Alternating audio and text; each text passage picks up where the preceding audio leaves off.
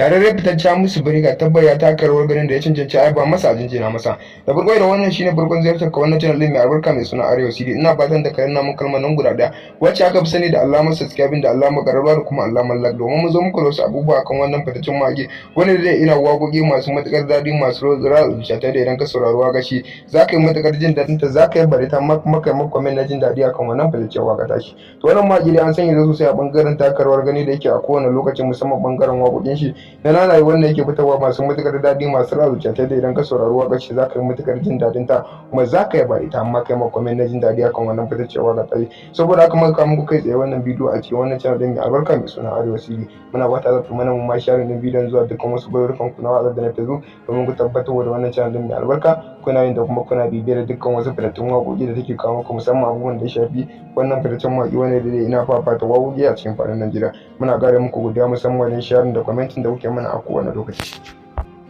Shahararren fitaccen Hamisu Breaker tabbas ya taka rawar ganin da ya cancanci a yaba masa a jinjina masa. Da farko da wannan shine farkon ziyartar ka wannan channel din mai albarka mai suna Arewa CD. Ina fatan da ka ranna mun kalmar nan guda daya wacce aka fi sani da alamar subscribing da alamar gararwa da kuma alamar like domin mu zo muku da wasu abubuwa kan wannan fitaccen mage wanda zai ina waƙoƙi masu matukar daɗi masu rawar zuciya da idan ka saurari waƙa shi zaka yi matukar jin daɗin ta zaka yi bari ta kuma kai maka comment na jin daɗi akan wannan fitaccen waƙa ta shi. To wannan mage dai an sanya da sosai a bangaren taka rawar gani da yake a kowane lokacin musamman bangaren waƙoƙin shi na nanaye wanda yake fitarwa masu matukar daɗi masu rawar zuciya da idan ka saurari waƙar shi zaka yi matukar jin daɗin ta kuma zaka yi bari ta amma kai maka comment na jin daɗi akan wannan fitaccen waƙa ta shi. Saboda haka muka kawo muku kai tsaye wannan bidiyo a cikin wannan channel din mai albarka mai suna Arewa CD. Muna fata za ku mana mu ma share din bidiyon zuwa dukkan wasu gururrukan ku na watsa da na tazo domin ku tabbatar da wannan channel din mai albarka kuna yin da kuma kuna bibiyar dukkan wasu fitattun waƙoƙi da take kawo muku musamman abubuwan da ya shafi wannan fitaccen waƙi wanda da ina fafata waƙoƙi a cikin faɗin Najeriya. Muna ƙara muku godiya musamman wajen sharing da commenting da kuke mana a kowane lokaci. Shahararren fitaccen Hamisu Breaker tabbas ya taka rawar ganin da ya cancanci a yaba masa a jinjina masa.